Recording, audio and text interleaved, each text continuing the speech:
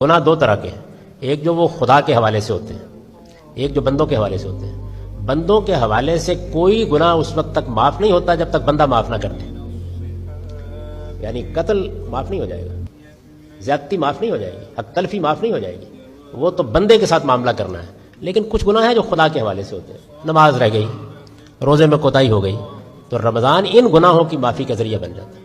تو اس لحاظ سے اللہ کی بڑی بشارت ہے۔ اپنے متعلق اللہ تعالیٰ عمرے سے، رمضان سے گناہ معاف کرتے ہیں، لیکن ملاوٹ معاف نہیں کر سکتے، دھوکہ دہی معاف نہیں کریں گے، کیونکہ اس میں دوسرا آدمی زیر بحث آ گیا۔ اس میں تو رسول اللہ نے فرمایا ہے کہ اگر یہاں معاملہ صاف کر کے نہیں جاؤ گے تو قیامت میں اس فرد کو موقع دیا جائے گا کہ وہ آپ کے ساتھ معاملہ کرے، اور وہ معاملہ جب کرنے اٹھے گا تو آپ کے پاس دینے کے لیے سوائے نیکیوں کے اور لینے کے لیے سوائے برائیوں کے کچھ نہیں ہوگا۔